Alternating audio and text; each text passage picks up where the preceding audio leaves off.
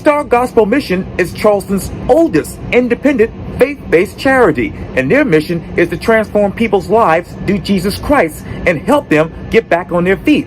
Today, I talk one-on-one with the Executive Director of Star Gospel Mission, Dr. Marion Platt, for this edition of Quintin's Close-Ups. And if you haven't already, subscribe to my YouTube channel and like Quintin's Close-Ups on Facebook. Dr. Marion Platt, welcome back to Quintin's Close-Ups.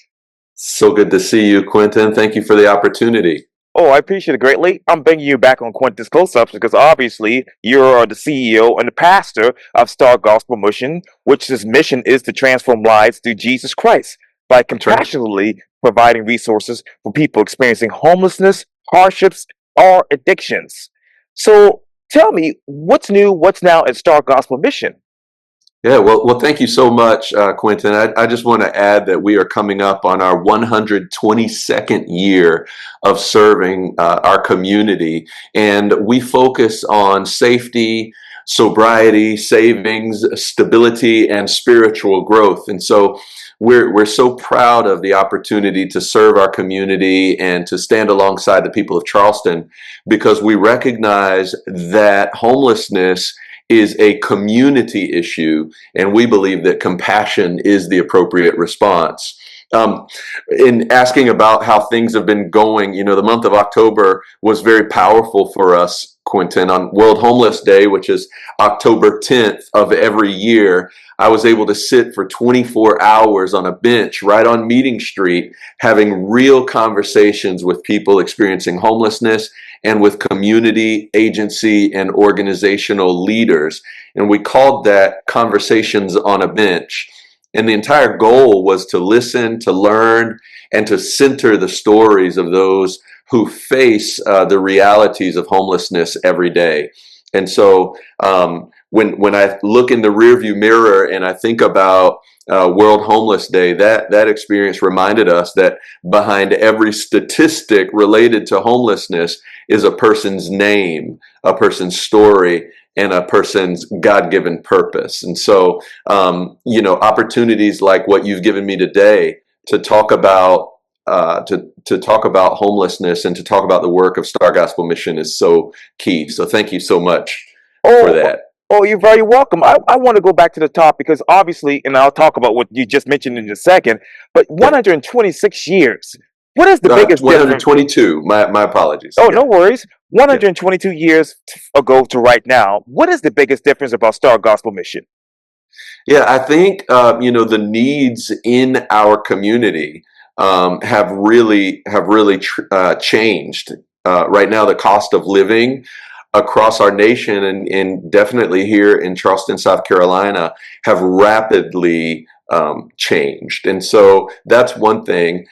From a programmatic standpoint, Quintin, I believe what has changed is that, Star Gospel Mission started as a faith-based mission where people could come and just receive the basic necessities to survive.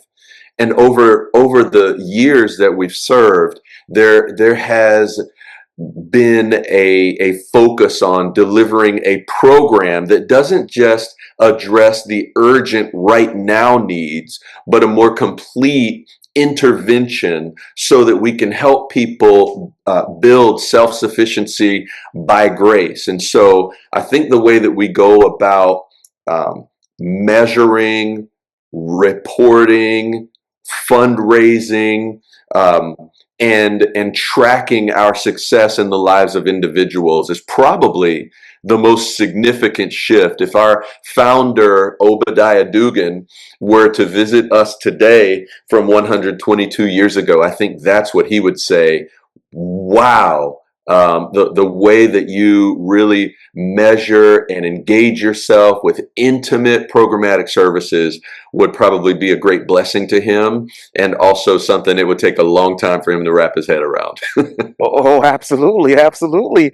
With these particular issues that are going on currently in the country, in the world, what complete intervention programs are actually ideal for Star Gospel Mission right now?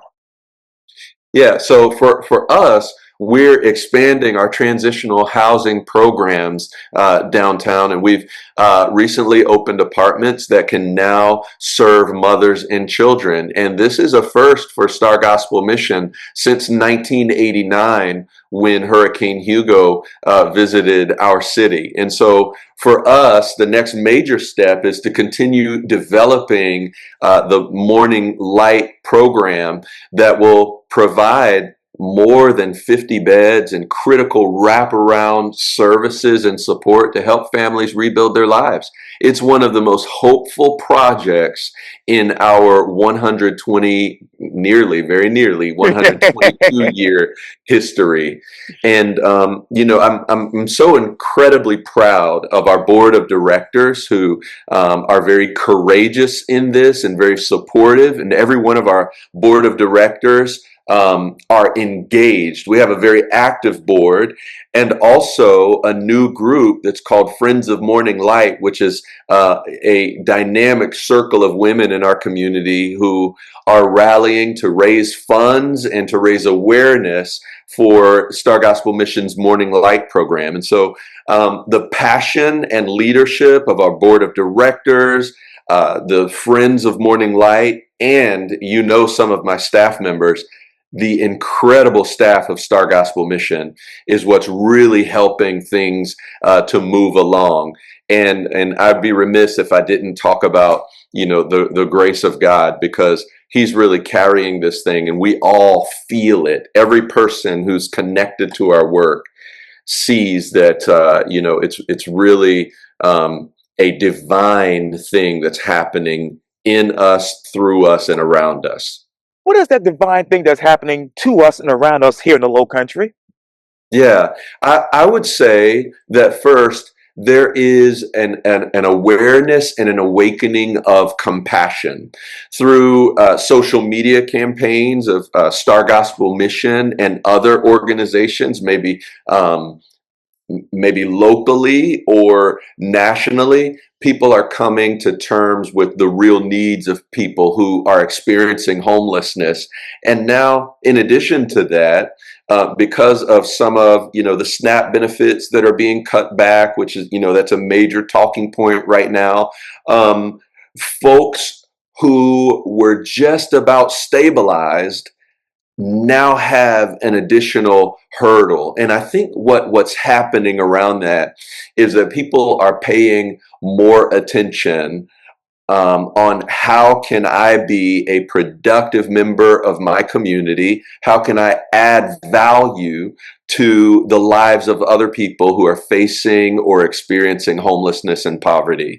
And I believe the gospel calls us to do just that. And that's why I'm proud that Star Gospel Mission has been blessed with a divine middle name, Gospel, and it gives us what we need to serve people.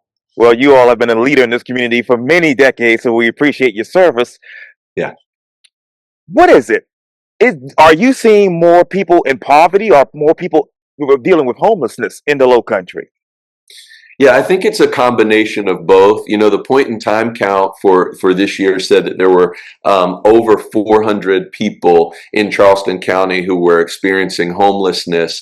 And, we know that number, if you look over the course of the year, between 3,000 and 4,000 people experience homelessness for just one night. And so that is a significant number. And so when you think about poverty and homelessness, there are different variations of how people experience poverty and how people experience homelessness. And I think about the fact that as the weather turns colder right now, organizations like 180 Place, the Salvation Army, the Navigation Center, Our Lady of Mercy, the Hope Center, and Star Gospel Mission, our work becomes even more important. And so we all need the support of our community. And each of those organizations, agencies, and communities that I just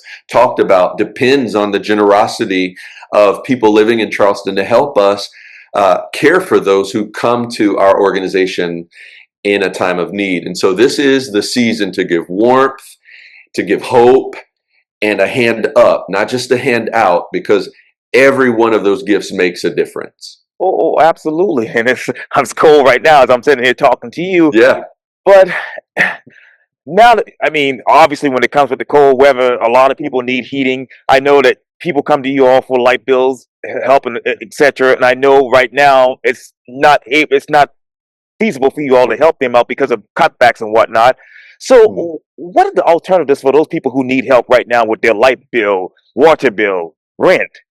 Yeah, that's a great question, Quintin. And for as many years as Star Gospel Mission has been um, functioning and in action, we've never received any kind of federal benefits to distribute to the community. Star Gospel Mission's work has been funded largely by people of faith and faith communities. And so the only reason that we've been able to do what we do successfully is because there's a rich uh, faith community in Charleston, and I'm not just talking about Christian churches, but we're also supported by and encouraged by other faiths within Charleston, South Carolina, which I believe is a real credit to what we do. And so for us working together, not only with those faith communities, but with other agencies and organizations are important. I think especially of another organization that's very close to my heart. That's Trident United Way. I'm a board member of Trident United Way.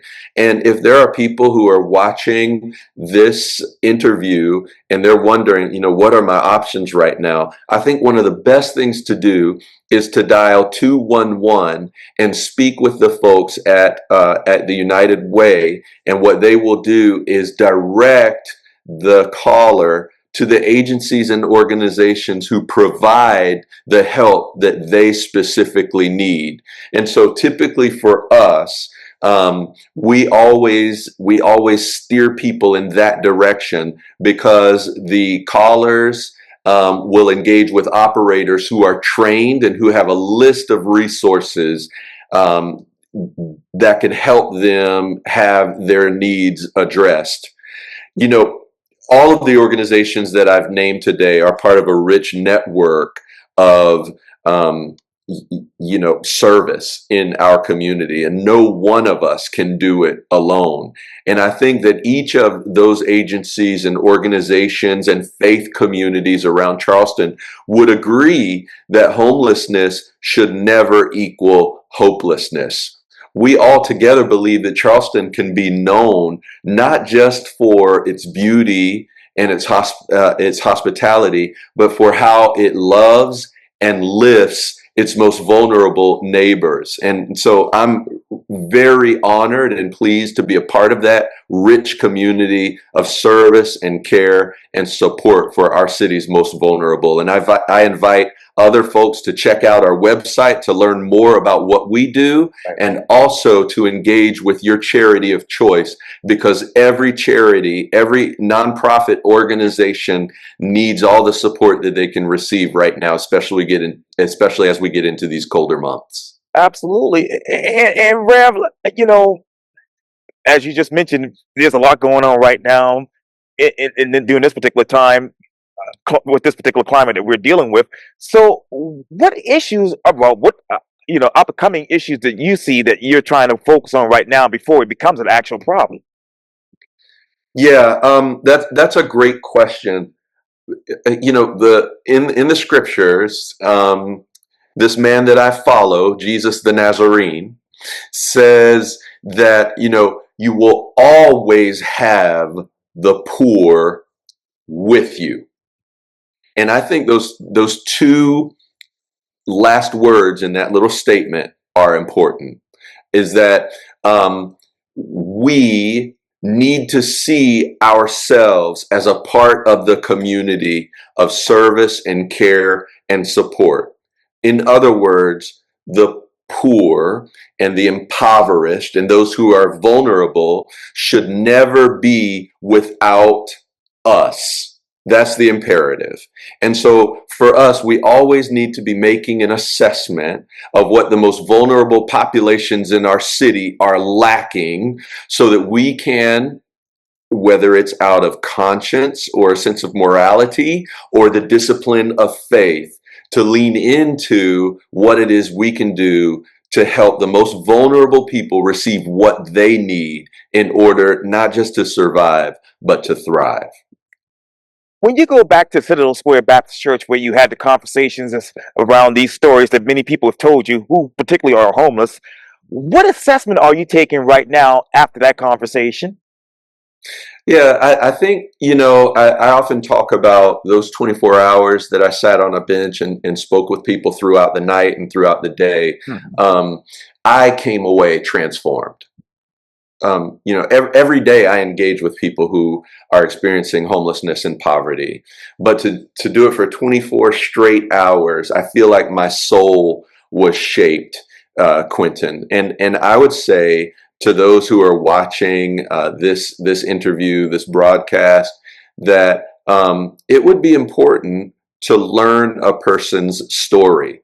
This is what I think about when I go past Marion Square. I look for people that I know, people who are a part of our community, people who are our neighbors experiencing homelessness. And now I am more acquainted with more stories. And so, what I would say is the most neighborly thing to do is to not pretend that homelessness and poverty are not an issue in Charleston, South Carolina, but to know people and to know names, and to learn their story, even if you have 30 seconds, rather than looking away, engaging with that person and saying, "Good morning. Hey, what's your name? I hope that life gets better for you today." Even if you have nothing to give, just dignifying a person with conversation and learning their name and maybe even remembering their name if there's someone that you see a lot, that does a lot to promote dignity and well-being in the lives of our neighbors who experience homelessness.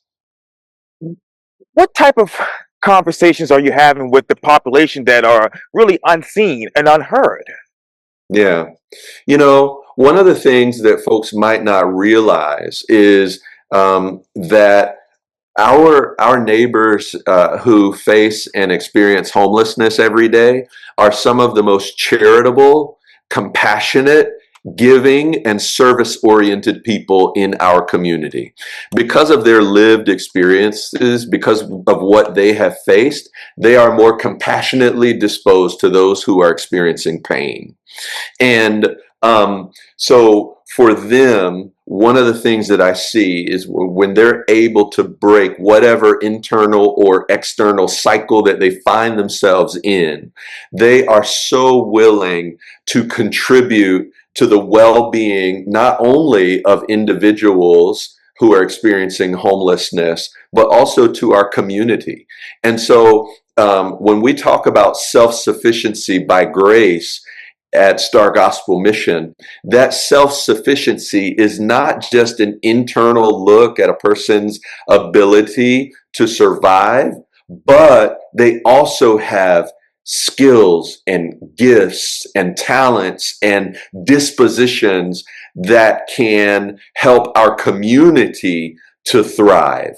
And so that's one of the things that I would say that many folks don't think about when they reflect on homelessness. They may see people experiencing homelessness and think, well, this person is a drain on society. But if that person could be stabilized and given the resources and the tools that they need in order to survive, they would also contribute to a thriving community. And that's what we want here in Charleston, South Carolina. And Rev, what I really wanted to articulate to you by asking this question is this. What are the demographics right now that you're seeing that are coming through the doors of Star Gospel Mission? Yeah, that is a great question, Quintin, and people are not often courageous enough to ask that question. So thank you for asking it. What I see at Star Gospel Mission and even at other agencies and organizations that serve our neighbors experiencing homelessness is that the demographics exactly match the demographics of Charleston. So if you were to look at the demographics of Charleston, and then you were able to kind of lay that over the population that we serve, you would see a correlation. And so we know at Star Gospel Mission that homelessness does not discriminate. Yes, sir. You're right about that. With that homelessness, what are these other issues that are actually correlated to homelessness in your mind? Yeah, well, I think that it's hard to speak about homelessness without also talking about substance abuse and mental illness. Okay, so for many of the folks that we serve, there are co-occurring situations in their lives, and sometimes folks will assume that a person got themselves into this situation, that if they had not um, relapsed, then they wouldn't be homeless, right? But sometimes folks are experiencing mental health crises, and they do not have the medical coverage or insurance or access to good care, and they're finding themselves without any kind of medication or any kind of um, counseling or therapy that could help them and stabilize them and serve them. And sometimes, in an act of, hear me clearly, desperation, relief, that person might reach out to a known substance that they believe can provide relief. And so, what I'm not doing is making a defense of substance use, not at all. But what I am doing is saying that there are systemic issues that can be addressed if we just make sure that people, whether they are housed or unhoused, have access to the kind of care that they need so that they can not only survive but thrive from day to day. And speaking of housing and unhousing, obviously you just mentioned about the expansion of housing at the Star Gospel Missions campus. I hope I said it right, the campus. Yeah. But when it comes to women, how many of those women with children are actually being housed in one of those apartments right now? Yeah, so right now we're being very discreet with what how many women are on campus, because this is a very vulnerable population. But what I can say is that women who are experiencing homelessness, especially when they have their children with them, are a submerged population, because they will not often self-disclose that they are facing homelessness, because there's a deep concern and grief that they might lose custody of their children because of their situation. And so whatever Star Gospel Mission offers in this expansion will be discreet and will provide dignity to them, and will also ensure that they and their families have access to good medical care and the best of programming to ensure that they're able to experience a stabilized life through grace. And so, it's a very vulnerable position when you are a woman and you have your children with you to say, I need help. And so we always try to match those requests with dignity and a very intimate and confidential kind of care. Oh, absolutely. And speaking of the expansion, when it comes to, the demographics that are coming through the door, where else in Charleston can you expand and make that expansion possible?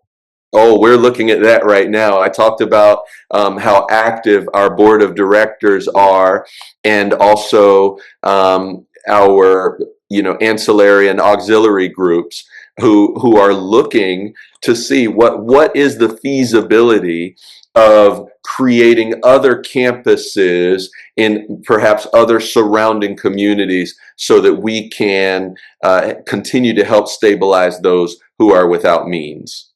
Well, let me ask you this, and I know you have to run, but is it are you getting most of your clients from downtown, or is it in the actual surrounding areas of Charleston? All over, Uh, Quintin. It's not just downtown. I mean, you're from Charleston originally, Quintin? Born and raised here on the peninsula, raised on the peninsula. Okay, same. I'm an MUSC baby, all right? And I have, like you, I've watched the median income of the peninsula go higher than what is achievable for most of us.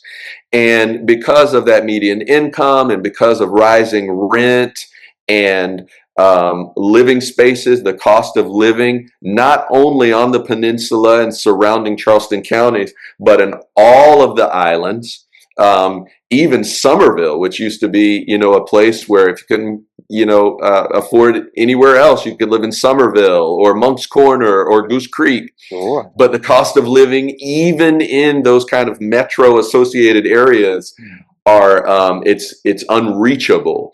And so we find primarily our population comes from Charleston, Berkeley, and Dorchester counties, but then also some of the outlying counties as well, Horry and others. And so we're attentive to this and realizing that in as much as we talk about demographics, there's a kind of regional demographic as well. And homelessness and poverty is no respecter of person these days. You might have a person with postgraduate degrees and a person with incredible experience who are being laid off because of budget cuts and funding, and they never thought that they would be thinking, oh man, am I going to be able to be in this house next month or the month after? Because they thought that their education and their experience shielded them from what others are facing, and it's unfortunate and it's sad, but that's the reality that we live in. It's not. It is homelessness and poverty is not restricted to region or demographic. Right now, there is a high population of people that are just one paycheck away from homelessness. Yeah, I'm so sad, but like you indicated, it's a reality. And last year I know I got laid off from two of my jobs, so Hmm. you see that you see that frustration in that situation a lot too. So it's just sad, just sad.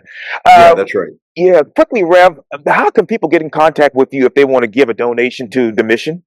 Yeah, I would recommend that they go to our website, which is www.stargospelmission.org, and there is lots of information that can help them understand how to give, how to become a volunteer, and how to engage with our organization. For me, I think one of the most important things that they can do is go to our website and click where it says attend an open house, because I love the opportunity to show people what we do and our means of helping people who are experiencing homelessness find hope.